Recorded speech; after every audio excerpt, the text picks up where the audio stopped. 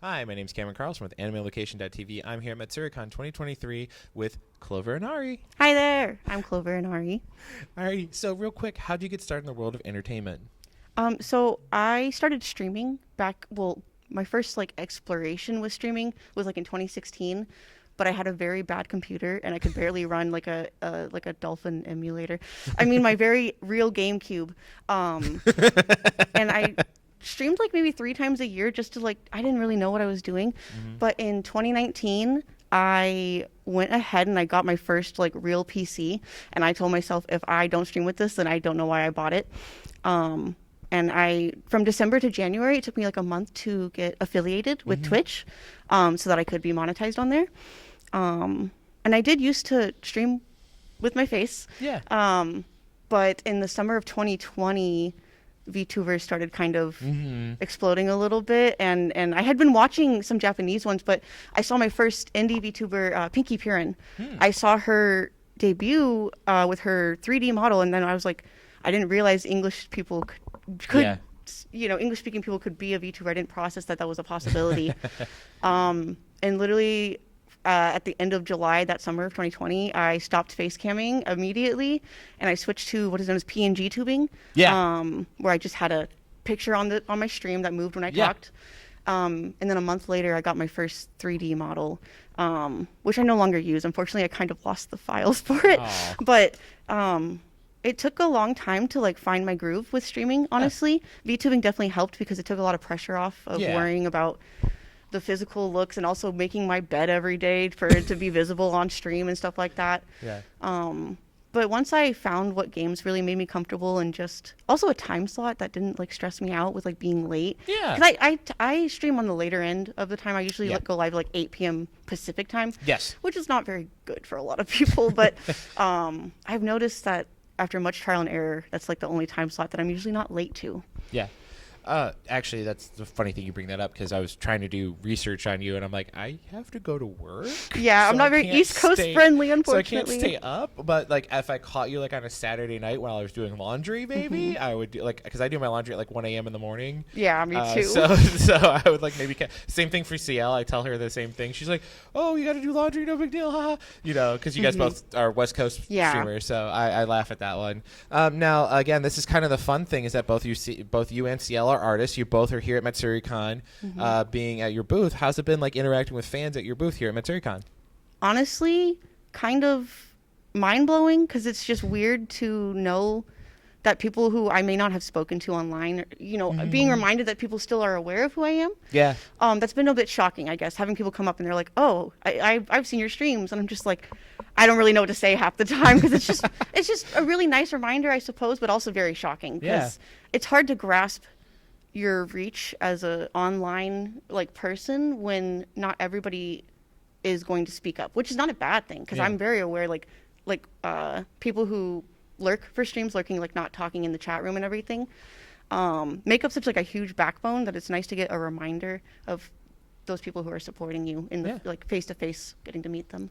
No, I mean, I think it's great that fans actually have a chance to come out and physically say hello to you and show their support. Now, you're also doing. We talked about you're here from Matsuricon. You happen to be doing some panels along with Fufu and Sky and CL. What's it mean for you guys to do all those panels? So I unfortunately did not get to participate in them due to my stomach, but I did get to watch some of them, and it was really exciting. Even though I didn't get to participate, the prep of leading up to it, and just knowing that it was my first time doing anything like that. I've never paneled before. I have applied to panel at Carlson before, but not as a VTuber. It was way before that. Yeah. I applied for Crunchyroll Expo and stuff to just try to do something. Never got approved. So it was really exciting to actually get to work towards something like that, and I'm hoping I can come back next year and not be sick. Actually, the funny part, you bring that up, I'm pretty sure the guy that brought you in will make sure you come next year. Thank you. So you happen to have a fondness for singing while on stream. I noticed that while I was doing the research on you. How much fun is it to do the singing with your fans? I purely do it for fun, because I don't have any training or anything. Yeah. And I could which is fine. You don't need that. But I just do it to have fun and kind of unwind. I really like sharing music with my viewers. Yeah. Because it's not the easiest thing to do on Twitch with DMCA laws and everything.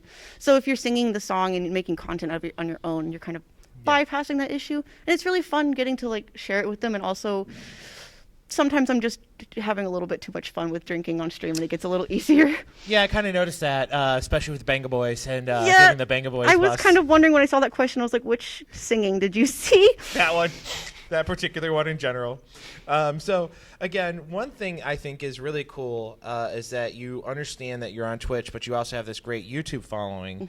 And I think you kind of lean into the shorts thing fairly well. And where do you think that can help a channel grow? Because I've heard about Rin Penrose, from Idol. Yes. She really, like, her shorts are amazing. That's what I'm saying. The only way I even knew who she existed was through shorts.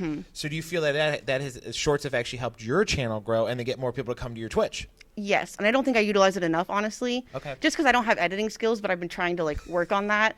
But I've had people come into my channel either from YouTube Shorts or even TikTok, and they'll be like, "Oh, I found you on there," and I get consistent viewers from it sometimes, and it's very it's nice that because like. It's obviously not going to guarantee that every single person sees it will come through, but the fact that even one person comes through from seeing it is it's a win for me. That's awesome because I've watched a few of your streams, obviously, as I said, for research. So this is kind of cool is that you belong to a VTuber group called Kaiteki Alley, yeah. Oh, sorry, it's a little bit No, of a that's mouthful. okay. How's it like working with that group of people, and how did that even kind of come about? Yeah, so for Kaiteki Alley, we were all kind of friends beforehand. Some of us had only spoken through streams, but some of us were closer friends behind the scenes and everything. And one of us, well, first of all, to have a Twitch stream on Twitch, you have to have partnership to even establish one. So Jen Kitsu, one of the members of our team, them and Teeny Tanuki decided we should make a team. And they went around and asked a few people, including me, because we just all hang out as it is. And we all felt it worked very well because we all have very similar, we may not play all of the similar games, but we do have a lot of crossover. Yeah. And we already had viewership crossover because on Twitch, you can view analytics for like who your viewers also watch. Oh, and it shows you like the top 5 streamers of who also watches your channel. Yeah. And we could just often see each other's names up there. So it was just kind of a no-brainer. And it's really nice because we just get to, like, it's not like, we don't treat it like a business or anything. That's great. It's kind of just, we get to hang out and do collabs and have a server to talk into and stuff like that. So it's more like it's technically a group, but it's not like the idea of a corporate group. Yeah. It's not like Buff Pup and that group. Oh, no. What's their Yeah, they have a weird Visayagen, name. I think is their like name. That. Yeah. They're very impressive. Yeah, but I mean, like that was a weird collaboration group, and they're just all independent ones that have made one, and that's what I'm trying to get at. You're kind of an independent one, but it's not so corporate-y. Yeah, it's more just to have a group of people that we can recommend for other people to watch. That's cool. So one weird kind of quirky thing is you've done some voiceover work for as a fan dub of the VA11 Hal A. I think that's a bar kind of. Yeah, game? It's also just called Valhalla. Valhalla, thank you. Yeah. As on Anagram. Yeah, and it's also a pun for anagram. Look at our brains go. So, again, you discussed in 2019 you got a good computer, and obviously you have probably a pretty good mic. So how was that process for you for becoming a voice actor? So this is my first time ever doing something like that. I will not lie, it has been like a long-time aspiration of mine to pursue voice acting. Someone who caught my streams when I was streaming a game called Coffee Talk. I was voicing all of the characters in it. It's kind of similar to Valhalla. And they, a few months later, reached out to me if I wanted to join the group. It's called Balance and Act Studios Entertainment is the group. It's not like a official thing, but it's just what we call ourselves. Yeah. And it was honestly a very eye-opening experience. I got to use Audacity for the first time in my life, which is like a voice recording program. Yeah. I had to hold a blanket over my head while I recorded because I don't have proper soundproofing. And it was very sweaty, but it was a lot of fun. Yeah. And getting to hear my voice come out of the character, and it's not like my VTuber at all or anything like that. It was crazy. And some of the people I got to collaborate with in that group are people I've been watching since I was like a teenager on YouTube. So that was kind of crazy too. Yeah. It was just a really fun experience. And we're actually in the process of preparing for our next fan dub as well. Yeah, I think it'll probably be a lot of fun. Kind of going into a little bit more of the business end of things. The fun part is that back in July, you worked with Moogie Mart to do your collaboration. I loved your mouse pad. I found it completely hilarious. I was like, oh, this girl knows what she's doing. Yeah, in terms of changing what the mouse pad should be. What was it like getting the doing the collaboration with Moogie Mart? Honestly, it was really nice. I have done a merch release on my own. And it was so much work that I was like, I don't think I ever can manage this again. So having someone reach out to me and they're like, we'll take care of the logistics and the shipping. You just pick out the art and tell us what you want. It was very nice. Moogie, Nakami Moogie, the person who runs it, very lovely creator. I've heard nothing but great things about her and how she runs her company. Yeah, it was very lovely. And also because they partner with specific artists so that you can like choose from them. And it just makes it really nice that it's just like a cycle of supporting artists and VTubers. And it's really nice. Awesome. Now, this one was added in thanks to our lovely owner, John.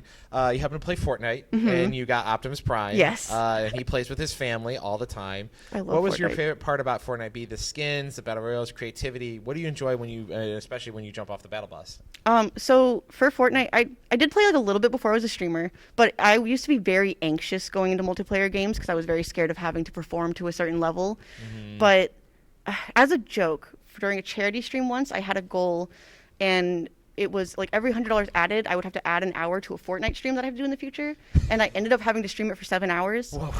But I ended up becoming kind of addicted to it after that, and I got like all of my friends into it, and I've had a few sponsorships with them actually, and cool. gotten partnered with them. So Epic Games has reached out to you. That's really cool. Thank you, Epic Games. Yeah, I love it, and I worked so hard to get Optimus Prime. I just need to get his battle damage version now. It's so fun. It's just, and also like with the creative rooms and everything, there's just a lot to do in it. It's crazy. So anyways, real quick, do you have any current projects you can talk about that you want fans to see? Honestly, I feel like after the summer, I'm kind of slowing down a little bit to prepare for the winter. But something I am in the works of planning, it's nothing I have anything I could show yet, but I am planning my first official 2.0. Because typically, so for my VTuber model, I have 2 outfits, but I didn't consider the second outfit as like a 2.0 or anything. It's just another look, right? Right. But I want to like actually plan something that's kind of really changes the look. Not too like it's still gonna be Clover, and people will be able to like look at that and be like, oh yeah, that's Clover. Right. But I really want to have a more fantasy like esque outfit in the future because I've stuck to more casual, realistic clothing so far. Yeah. And I feel like I'm going backwards because I feel like most VTubers start with the really gaudy outfits and then they get the casual one after. Yeah. But I really want to try to make a fun outfit, and I'm trying to make it to where. So there's been a lot of tech movements with TTS, text to speech, being incorporated with Live 2D. Yeah. And I have a mascot for my character, which is a bee. Right. I know that. Yeah. And I really want to be able to have it like come up and talk from my model and not just the PNG that I have that pops up now. Yeah. Which is a lot because I don't know Live 2D, but I'm in the process of planning it with my modeler. No, I mean I laugh. I like your little bee thing, and I love how you like roll with it on your lore and everything. I like it a lot actually. It was really fun, like planning the whole like Clover and like Manuka. It's all like honey Clover puns, like the whole thing. I think it was really, really great. Okay, so other than following you on Twitch, and where else can we follow you? And then after that, what message would you love to give to all the wonderful fans that come into your chat and support you? So first of all, I am on Twitch. I am also on Twitter or X, whichever you want to call it, under Clover Inari. I think the one I'd bring up the most is there's a new website called VStream, which is made by VTubers for VTubers kind of thing, and I'm one of their beta streamers. Yeah. And I think they're doing like really great work, and so I'd really recommend people check them out. I'm actually just Clover on there. I managed to get the short name and not have to have my whole name on there. Yeah. But I really recommend checking out VStream because it's still in the beta access. So anybody who gets to watch, like if they have feedback, it's like they get to contribute to seeing the site grow. But other than that, I wish I had more to say. I'm just very thankful that anybody has the time to spend to say hello, to stop by, and especially with Twitch streams, whether people say hello or they're just there to chill, or they're there talking the whole time. I'm just very appreciative that people that they enjoy being around me enough to, I guess, to spend that time, just have me up in their daily life, whether they're doing their laundry or they're cooking or they're working, it's just, it's nice. It's like, I don't know. And I think in the sense, it also helped me a lot with my social anxiety, getting to talk to Yeah. people through that kind of network. It's very nice. No, So I hope that I do the same for others. No, like I said, it's been wonderful to chat with you. Thank you so much for coming out and talking Thank with you me for today. having me. Yeah, you're more than welcome.